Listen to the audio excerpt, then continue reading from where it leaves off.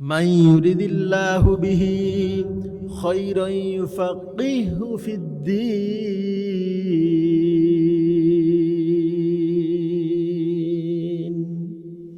আল্লাহ নবী ডেকে বলেন, আল্লাহ রাব্বুল আলামিন যেই সমস্ত মানুষদেরকে ভালোবাসেন, যেই সমস্ত মানুষদেরকে তিনি জান্নাত দিতে চান, যেই সমস্ত মানুষদেরকে জাহান্নাম থেকে নাজাত দিতে চান, যাদেরকে তিনি জাহান্নামের আযাব থেকে মুক্ত করতে চান, তাদেরকে একটা গুরুত্বপূর্ণ নিয়ামত দান করেন। আর সেই গুরুত্বপূর্ণ নিয়ামতটির নাম হলো তার দিনের আলো। আল্লাহ তাআলা বলেন, ওমা খলাকতুল জিন্না ওয়াল ইনসা ইল্লা লিয়াবুদুন।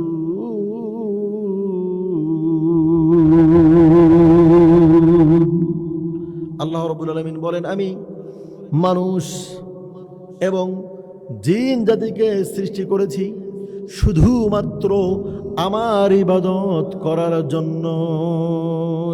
মানুষেরা পৃথিবীর জমিনে আমার দাসত্ব করবে, মানুষেরা আমার ঘরের মধ্যে আমার দাসত্ব করবে, মানুষেরা রান্নাঘর থেকে নিয়ে পার্লামেন্ট পর্যন্ত দাসত্ব করবে একজনের, তিনি হলে আমি আল্লাহ।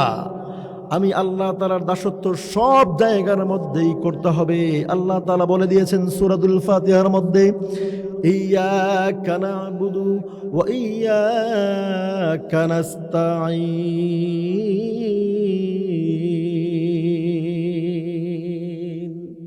আমরা প্রত্যেক নামাজের মধ্যে বলি যে আমরা তোমারই গোলামি করি, তোমার কাছেই সাহায্য প্রার্থনা করি, তুমি ছাড়া আমাদের সাহায্য করার মতো আর কেউ নেই।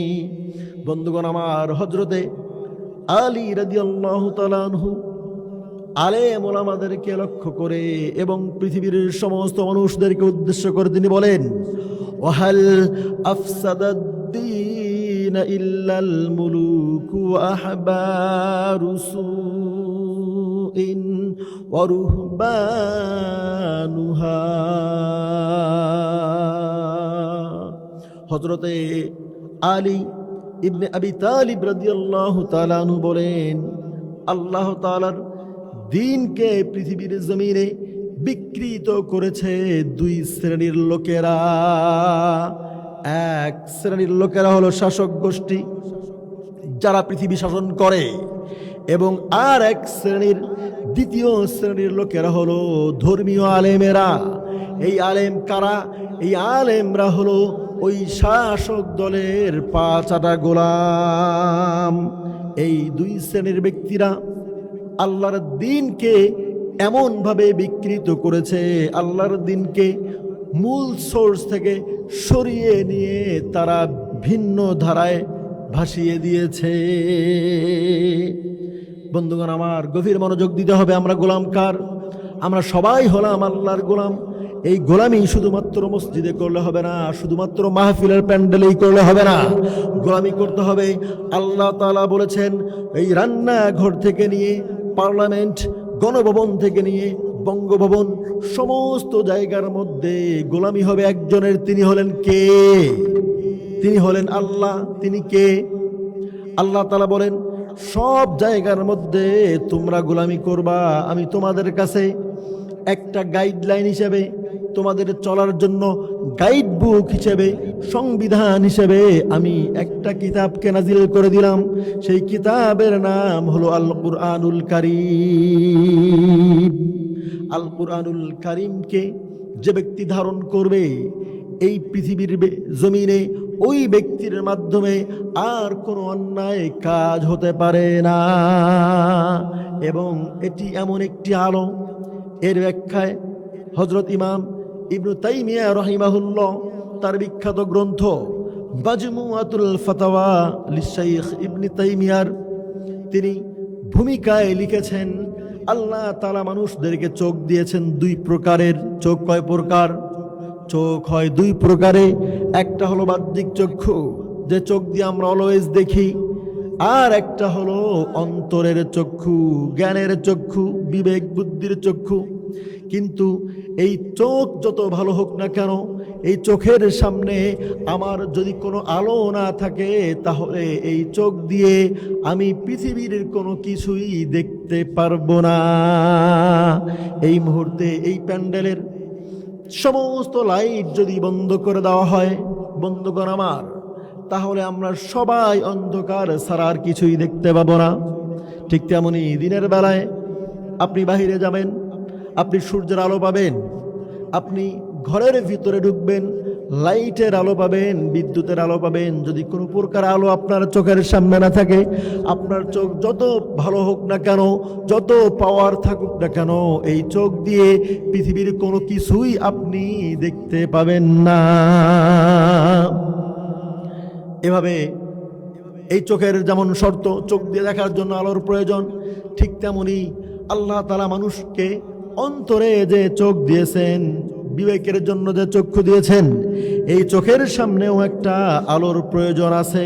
এই আলোটা যদি না থাকে, তাহলে আপনি যত বড় শিক্ষিত হন, পৃথিবীর জমিনে আল্লাহ রব্বুল আলামিন বলেছেন আপনি হলেন পৃথিবীর মধ্যে শ্রেষ্ঠতম মূর্খ ব্যক্তি।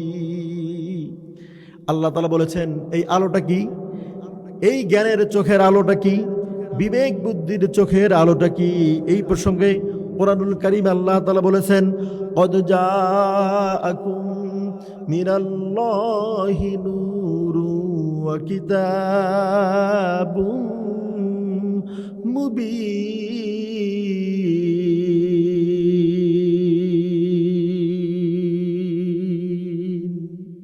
তোমাদের কাছে আমি আল্লাহ তাআলার পক্ষ থেকে নূর আগমন করেছে, আলো আগমন করেছে এবং কিতাব আগমন করেছে।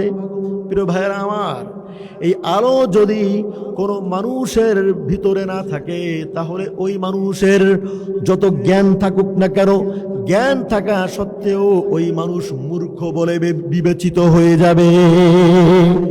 যেমন আপনারা সবাই জানেন, মানুষ সৃষ্টির রহস্য সম্পর্কে পৃথিবী বিখ্যাত একজন বিজ্ঞানী, যার নাম হলো চার্লস ডারউইন।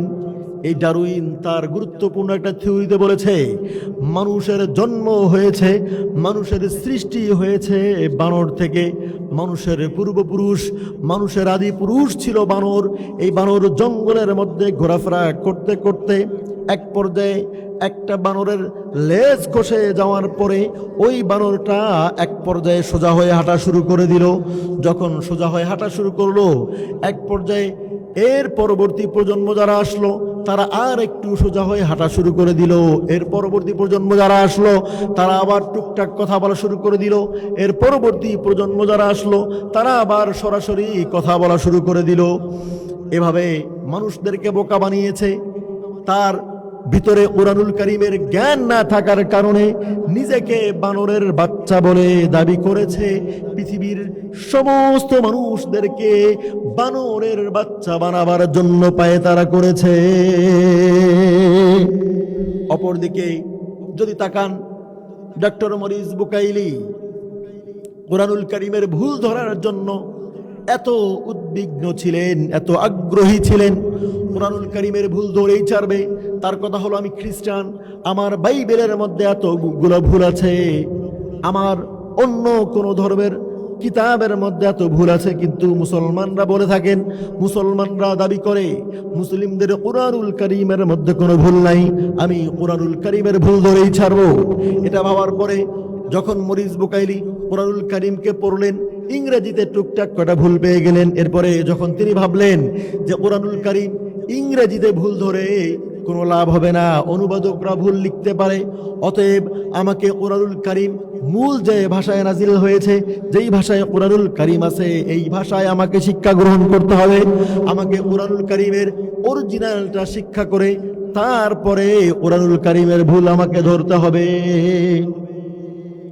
এটা ভাবার পরে কুরআনুল কারীম যখন শেখা শুরু করে দিলেন, যখন কুরআনুল কারীম সে মুখস্থ করলেন, পড়লেন, পড়ার পরে তিনি একটা বই লিখলেন। তার ভূমিকায় তিনি লিখেছেন, আমি কুরআনুল কারীম শিক্ষা করেছিলাম, আমি ভুল ধরার জন্য, অথচ কোরআনুল কারীম আমার জীবনের বাঁকে বাঁকে, আমার জীবনের প্রত্যেকটা ভুল এই কোরআনুল কারীম আমাকে ধরিয়ে দিয়েছে।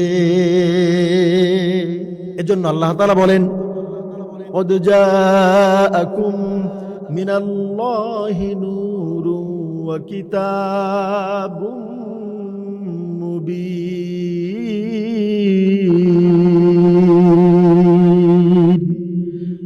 আমি তোমাদের কাছে আমার কিতাবকে আলো হিসেবে প্রেরণ করেছি। কেন প্রেরণ করেছি? তিনি বলেন, লিতুখরিজান নাসা মিনাজ যুলুমাতি ইলান নূর।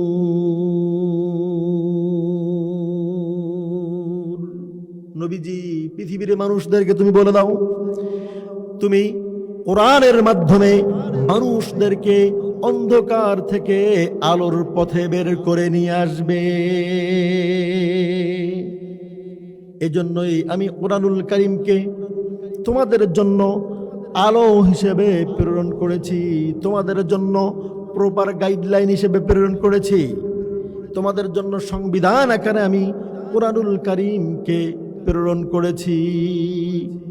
আল্লাহ তাআলা আমাদেরকে সৃষ্টি করেছেন শুধুমাত্র আল্লাহ তাআলার ইবাদত করার জন্য। আর এই ইবাদতটা শুধুমাত্র মন গড়া করলেই চলবে না। মন গড়া করলে চলবে? অবশ্যই আমাদেরকে ইবাদত করতে হবে আল্লাহ রাব্বুল আলামিন এবং তার নবীর দেখানো পদ্ধতিতেই। আজকে ফজরের নামাজ 2 রাকাত ফরজ, আপনি যদি 4 রাকাত পড়েন হবে নাকি? যদি আপনি মাগরিবের 3 রাকাত ফরজ নামাজের জায়গায় 4 রাকাত ফরজ পড়েন, আপনি তো ভাববেন যে আমি একটা রাকাত বৃদ্ধি করার ফলে একটা রুকু বেড়ে গেল, 2টা সাজদা আমার বেড়ে গেল, আমি তাসবিহ তাহলিল পড়লাম আল্লাহর নামে, তাহলে আমার গুনাহ হবে কেন? আমার তো সওয়াব হবে। বন্ধুগণ আমার, আল্লাহ তাআলা মানুষদেরকে সৃষ্টি করেছেন ইবাদতের জন্য। এই ইবাদত কিভাবে করবে এজন্য একটা গাইড বুক হিসেবে, সংবিধান হিসেবে আল্লাহ রাব্বুল আলামিন কোরআনুল কারীমকে মানুষের জন্য দিয়েছেন। আজকে মুসলিম জাতি এই কোরআনুল কারীমকে তার মূল সোর্স থেকে দূরে সরে নিয়ে গিয়ে কোরআনুল কারীমকে নিয়ে গিয়েছে মানুষ মারা গেলে 3 দিনের খতম পড়ার জন্য, মানুষ মারা গেলে 40 খতম পড়ার জন্য, মানুষ মারা গেলে 7 দিনের খতম পড়ে গরুর মাংস দিয়ে ভাত খাওয়ার জন্য কোরআনুল কারীমকে নিয়ে গেছে। আর নিয়ে গেছে কোরআনুল কারীমকে তাবিজের ভিতরে ঢুকিয়ে নিয়ে গিয়েছে। অথচ কোরআনুল কারীম দিয়ে আল্লাহ নবী মদিনার রাষ্ট্র পরিচালনা করেছিলেন। আল্লাহর নবীর সাহাবী আবু বকর সিদ্দিক রাদিয়াল্লাহু তাআলা আনহু রাষ্ট্র পরিচালনা করেছিলেন। হযরত ওমর ইবনে খাত্তাব রাদিয়াল্লাহু তাআলা আনহু অর্ধ পৃথিবীর রাজত্ব করেছেন, অর্ধ পৃথিবী শাসন করেছেন তিনি কোরআনুল কারীম দিয়ে।